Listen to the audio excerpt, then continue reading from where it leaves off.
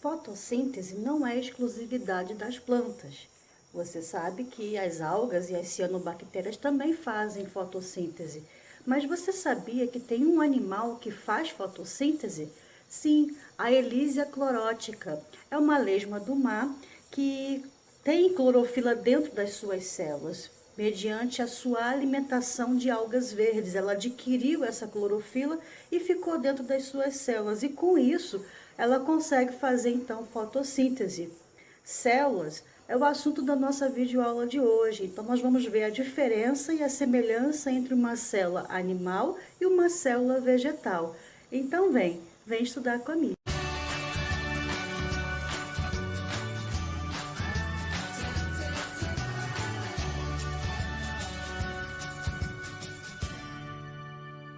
Bom, para quem não conhece a Elysia clorótica, a lesma do mar que eu falei, aí está a foto dela. Percebe que ela é verdinha, né? Devido à clorofila que ela adquiriu comendo a alga verde. E com isso ela consegue então fazer a fotossíntese. A lesma do mar, né, a Elysia clorótica, ela habita principalmente a costa leste da América do Norte, entre a Nova Escócia e a Flórida.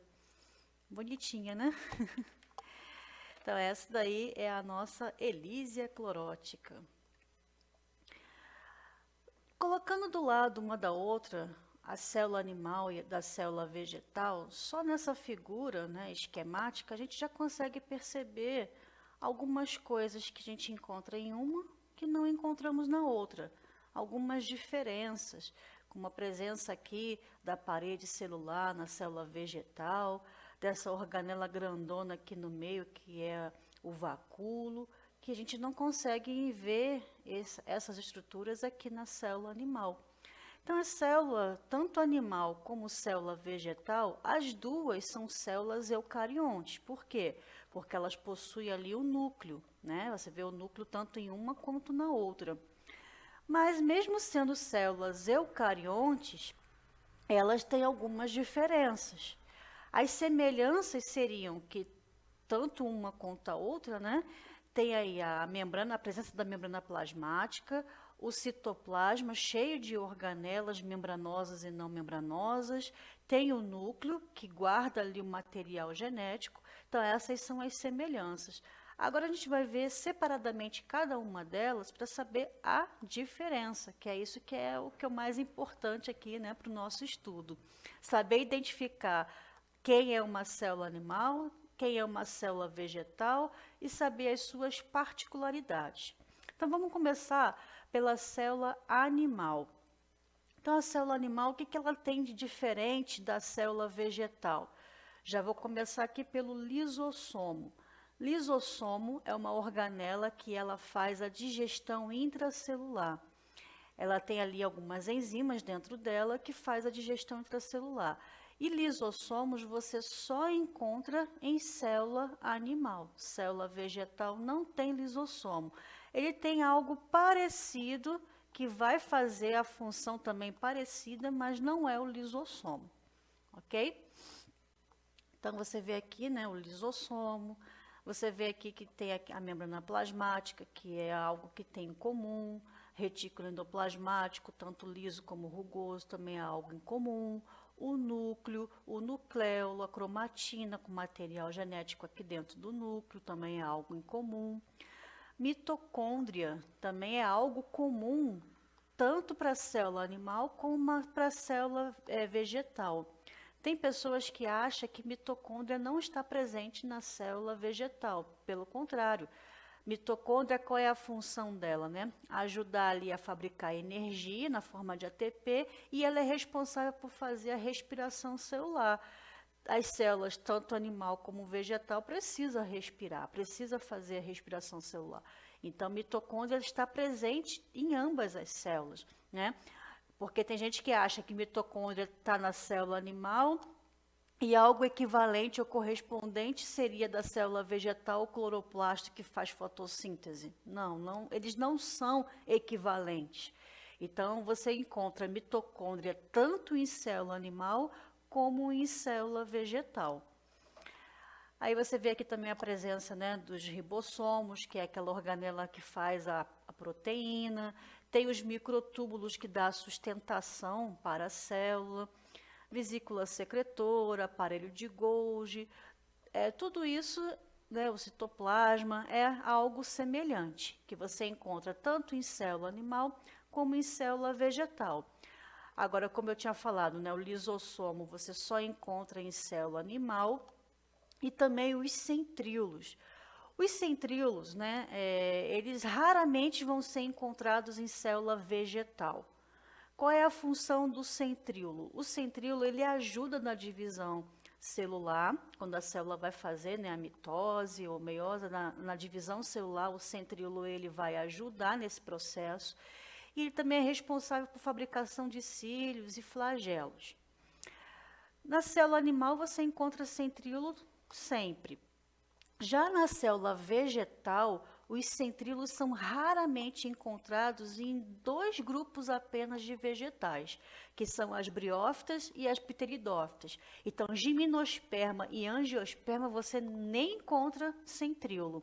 Agora, já nas briófitas e nas pteridófitas, a gente consegue encontrar ali raramente a presença de um centríolo. E nessas células desse grupo vegetal, qual vai ser a função do centríolo? Produzir o flagelo do gameta masculino, que é o anterozoide. Tanto a briófita como a pteridófita, o gameta masculino dessas plantas são flagelados. Então, esse flagelo é produzido justamente por esse centríolo. Tá? Então, por isso que somente em briófitas e pteridófitas é que a gente vai encontrar aí, né, a presença do centríolo. Ok? Temos aqui também o peroxissomo, né, que é responsável aí por fazer liberar toxinas, né, fazer a liberação de toxinas para fazer a desintoxicação da célula. Né? Então, são algumas organelas aqui que vai ter uma aula específica sobre organelas mais para frente. Então, aqui é só uma visão geral para vocês terem a percepção da semelhança e da diferença entre essas duas células. Agora, falando um pouquinho sobre a célula vegetal. Então, a célula vegetal, assim como na célula animal, você encontra a presença da membrana plasmática, né? Tá aqui, ó, a membrana. Só que ela é revestida por uma outra estrutura que a gente não encontra na célula animal, que é a parede celular. Existem outros organismos que possuem parede celular? Sim, como por exemplo os fungos. Os fungos têm parede celular, só que o carboidrato que você encontra na parede celular dos fungos é a quitina. Aqui o carboidrato, né, o polissacarídeo encontrado na parede celular dos vegetais é a celulose. Mas célula animal não tem parede celular, ok? Então, aqui a célula vegetal vai ter a parede celular de celulose. Você encontra aqui o vacúolo, que é essa estrutura bem grandona aqui dentro da célula. Quando você olha a célula no microscópio, uma célula vegetal, logo assim que você consegue observar bem é o vacúolo, porque dependendo do vegetal, você consegue ver o vacúolo até sem o auxílio de um microscópio, você consegue ver a olho nu. Por exemplo, aqui, né? Quem nunca espremeu um limão e fica aqueles gominhos, né, no limão que você não consegue espremer por completo? Esses gominhos aqui, ó, é o vacúolo. Né? Então, você consegue ver, né, a olho nu, sem o auxílio aí de um microscópio. E no caso o vacúolo, eles são grandes organelas, né, tão grandes que você consegue enxergar aí a olho nu. E eles armazenam substâncias como água, alguns nutrientes, alguns pigmentos e também enzimas. E muitas das vezes essas enzimas que estão presentes nos vacúolos faz o papel da enzima digestiva que teria no lisossomo. Então veja bem, célula vegetal não tem lisossomo, mas o vacúolo pode assumir o papel do lisossomo nesse processo de fazer digestão intracelular por possuir algumas enzimas digestivas dentro dele armazenado? Pode. Então é uma substituição aí, né, em relação ao lisossomo. Na célula vegetal, nós temos aqui o peroxissomo. Só que no caso dos vegetais, né, o peroxissomo ele também vai fazer aquele processo de desintoxicação, né, liberação de toxinas, mas você encontra mais uma outra organela, né, que é próxima aí ao peroxissomo, que é o glioxissomo, que ele quebra os lipídios da semente na hora da germinação. Então, a semente, para germinar, ela precisa de alguns fatores ali, né? Principalmente água para hidratação e também nutrientes para que ela possa se nutrir e germinar. E na própria semente tem ali lipídios que vão servir para essa nutrição. Então, o glioxissomo, ele vai justamente quebrar esses lipídios da semente para que ela possa germinar.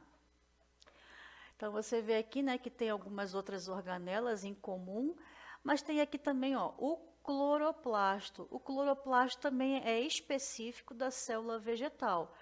Qual é a função do cloroplasto? Justamente fazer a fotossíntese, porque dentro dele, dentro do cloroplasto, tem ali o pigmento, né, que é a clorofila, que é um pigmento de coloração verde, né? Por isso que a maioria dos vegetais das suas folhas são verdes.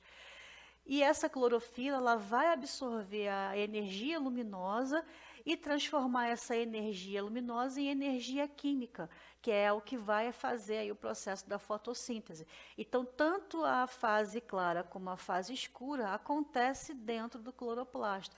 E o cloroplasto, né, ele é específico aí para a fabricação, né, para fazer a fotossíntese.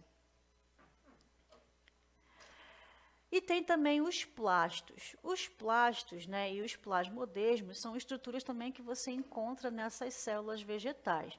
Os plasmodesmos são estruturas que vão servir como se fossem pequenos canaizinhos que vão fazer a comunicação entre uma célula e outra. Visto que a célula vegetal tem ali a membrana plasmática e tem a parede celular ao redor da membrana plasmática, que é uma proteção extra ali, então, às vezes, poderia ficar difícil a comunicação de uma célula vegetal com a outra, devido a tanta, né, membrana e parede celular ali envolvendo elas. Mas eles existem aí uns canaizinhos chamados de plasmodesma, que está ampliado, ó, onde existe a comunicação de uma célula vegetal com a outra, né, visto que elas ficam ali juntinhas umas das outras e tem essa comunicação. E existem também os plastos, né? A gente já falou aí de um específico, que é o cloroplasto, mas existem outros tipos de plasto. Então, o cloroplasto é o que tem o pigmento verde, né? Que é a clorofila, que vai fazer a absorção da luz para fazer a fotossíntese. Mas tem também o cromoplasto. O cromoplasto ele tem ali um pigmento alaranjado, né? Que ele tem ali o caroteno dentro dele que vai fazer aí, que é um pigmento, né, que vai fazer essa coloração alaranjada. Então você vê, por exemplo, a cenoura, né, a abóbora, são laranjas porque tem ali a presença dos cromoplastos. E temos também os leucoplastos. Os leucoplastos, eles não têm pigmento, eles são sem pigmento, né, são brancos. E tem três tipos basicamente.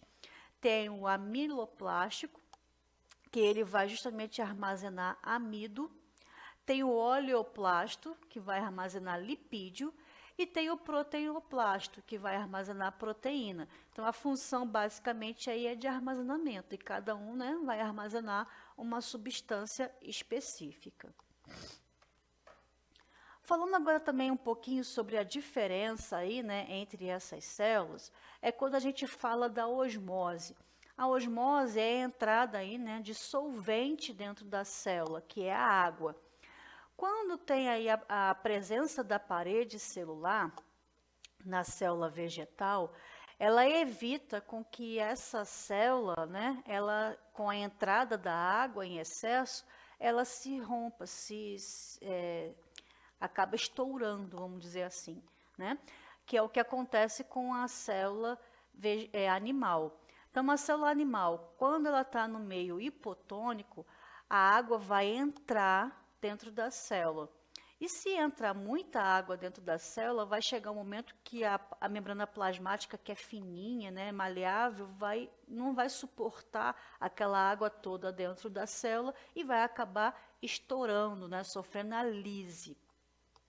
Já a célula vegetal, isso não acontece, devido à presença aí da parede celular que protege essa célula.